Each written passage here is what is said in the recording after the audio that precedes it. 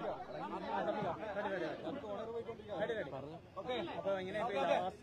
പ്രതീക്ഷകള്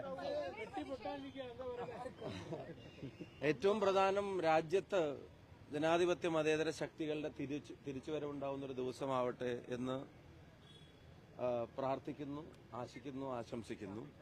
വടകരയെ സംബന്ധിച്ചിടത്തോളം, കേരളത്തെ സംബന്ധിച്ചിടത്തോളം തികഞ്ഞ ശുഭപ്രതീക്ഷയിലും ആത്മവിശ്വാസത്തിലുമാണ് ഈ കൌണ്ടിങ്ങിന്റെ ആരംഭിക്കാൻ അവസാനത്തെ മിനിറ്റുകൾ മാത്രം ബാക്കിയുള്ളപ്പോൾ ഞങ്ങളെല്ലാവരും നിൽക്കുന്നത്. വടകരയിലെ ജനങ്ങൾ ഞങ്ങളെ കൈവിട്ടിട്ടില്ല എന്ന് പൂർണ്ണമായിട്ടുള്ള ഉറപ്പാണ്. കംഫർട്ടബിൾ ആയിട്ടുള്ള മെജോറിറ്റിയിൽ വടകര ഞങ്ങൾക്ക് നിലനിർത്താൻ സാധിക്കുമെന്ന പ്രതീക്ഷയാണ് ജനങ്ങളുടെ റെസ്പോൺസിൽ നിന്ന്, അവരുടെ സ്നേഹത്തിൽ നിന്ന്, അവരുടെ പിന്തുണയിൽ നിന്നും, അവരുടെ പങ്കാളിത്തത്തിൽ നിന്നും മനസ്സിലാവുന്നത്.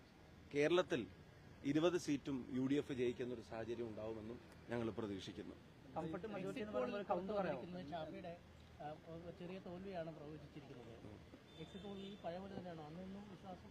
അല്ല, എക്സാക്ട് പോളിന്റെ റിസൾട്ട് ഇപ്പൊ അടുത്ത് വരുമല്ലോ. അതാണല്ലോ യഥാർത്ഥ തീരുമാനവും ജനവിധിയും. അതിൽ കാര്യങ്ങൾ അറിയാം. ഞാൻ ഈ തെരഞ്ഞെടുപ്പിൽ സ്ഥാനാർത്ഥിയായി വന്ന സമയം തൊട്ടുള്ള എക്സിറ്റ് പോളുകളെ സംബന്ധിച്ച് പറഞ്ഞതും ഞാൻ അത് കണ്ട് ഇവിടെ വന്നതല്ല, വടകരയിലെ ജനങ്ങളെ കണ്ടു വന്നതാണ്. അവരിലാണ് വിശ്വാസം, അവരുടെ പൊളിറ്റിക്കൽ സെൻസിലാണ് വിശ്വാസം എന്നുള്ളത് ഞാൻ നേരത്തെ പറഞ്ഞിട്ടുള്ള കാര്യമാണ്. അതുകൊണ്ട് തന്നെ അത് ആവർത്തിക്കുന്നു. എക്സാക്ട് പോളിന്റെ റിസൾട്ട് അല്പസമയം കൊണ്ട് വരുമെന്നുള്ളതുകൊണ്ട് ഇനി എക്സിറ്റ് പോളിനെ സംബന്ധിച്ച് ഞാൻ പറയുന്നില്ല. നടക്കും, പാലക്കാട് ഉപതെരഞ്ഞെടുപ്പ് നടക്കും. പാലക്കാട്ടെ പ്രിയപ്പെട്ട ജനങ്ങളുടെ സ്നേഹത്തിന്റെയും അവരുണ്ടാക്കി തന്ന ഉയരത്തിൽ നിന്ന്, അവരുടെ തോളിലിരുന്നിട്ടാണ് വടകരയുടെ കാഴ്ചകൾ ഞാൻ കണ്ടു തുടങ്ങുന്നത്. അപ്പം അവിടെ തീർച്ചയായിട്ടും ആ ജനങ്ങളോടുള്ള സ്നേഹം ഒരിക്കലും അറുത്തുമുറിച്ച് മാറ്റാൻ പറ്റില്ല. അവിടെ വടകരയിലെ ജനങ്ങൾ എടുക്കുന്ന തീരുമാനത്തിനോട് ചേർന്ന് തന്നെ ഒരു ഉപതെരഞ്ഞെടുപ്പ് വരുമായിരിക്കും. അതിൽ പിന്നെ ഐക്യ ജനാധിപത്യ മുന്നണി ജയിക്കുകയും ചെയ്യും. എന്താണ് ഷാഫി പറമ്പിൽ പറയുന്നത് കംഫർട്ടബിൾ ആയിട്ടുള്ള മെജോറിറ്റി എന്ന് ഞാൻ പറയുന്നത്? ഇതിന്റെ മുമ്പിൽ നിന്ന് കൃത്യമായിട്ട് അറിയാൻ പറ്റുമല്ലോ. ഇനിയിപ്പോ കുറച്ച് സമയം കഴിഞ്ഞ് അത് വടകരയിലെ ജനങ്ങൾ നൽകുന്ന കംഫർട്ടബിൾ ആയിട്ടുള്ള മെജോറിറ്റി. ഇനിയിപ്പോ ഞാനത് പറയണ്ടല്ലോ, ഇവിടെ സംഭവങ്ങൾ പറഞ്ഞ പോലെ പെട്ടിയിലായല്ലോ. ഇനിയിപ്പോ അത് തുറക്കുമ്പോ അതിന്റെ ബാക്കി കാര്യങ്ങൾ പുറത്തു വരുമല്ലോ.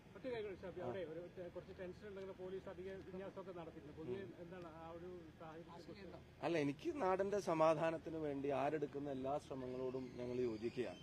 പോലീസ് ചെയ്യേണ്ട എല്ലാ കാര്യങ്ങളും ചെയ്യണമെന്നുള്ള അഭിപ്രായം കൂടെ ഞങ്ങൾ പറയാൻ ആഗ്രഹിക്കുക. ഇപ്പോഴും വളരെ നിർഭാഗ്യകരമായ ചില സൃഷ്ടികളുടെ പിന്നിൽ പ്രവർത്തിച്ചത് ആരാണെന്നുള്ളത് കൃത്യമായിട്ട് പോലീസ് പറയുന്നില്ല. ഞങ്ങൾ നിരന്തരം അത് ആവശ്യപ്പെട്ടുകൊണ്ടിരിക്കുക.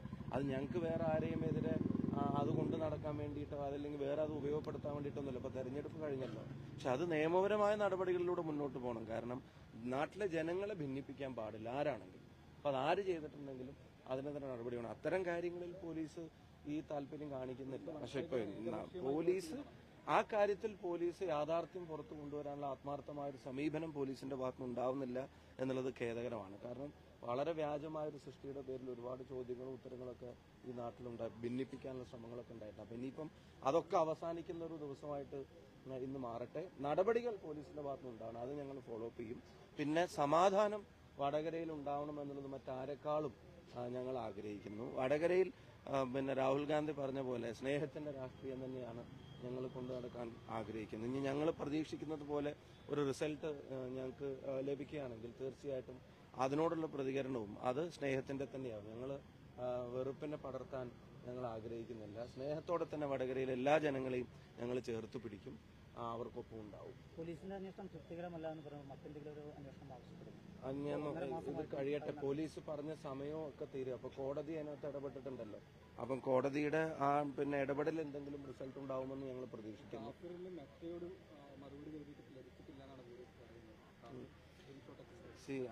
ഞാനിപ്പം ഇന്ന് രാവിലെ ഇനിയിപ്പോ അതിന്റെ കഥയിലേക്ക് ഞാൻ പറയാൻ ആഗ്രഹിക്കുന്നില്ല. പോലീസ് വിചാരിച്ചാൽ അതിന്റെ ആളുകളെ കിട്ടാൻ ഇത്രയും സമയം വേണമെന്ന് പോലീസ് വെച്ചാൽ ബാക്കി നമുക്ക് ഇതിന് ശേഷം ബാക്കി കാര്യങ്ങൾ പറയാം. അപ്പൊ വടകരയിലെ എല്ലാ ജനങ്ങളോടും സ്ഥാനാർത്ഥിയായി വന്ന സെക്കൻഡ് തൊട്ടുതാ ഇപ്പൊ വരെ നിങ്ങൾ നേരിട്ടും ഫോണിലും ഒക്കെ നൽകിക്കൊണ്ടിരിക്കുന്ന അകമഴിഞ്ഞ പിന്തുണയ്ക്ക് ആ ജനതയുടെ കൂടെ നിന്ന് തന്നെ നന്ദി കാണിക്കാൻ ആഗ്രഹിക്കുന്നു.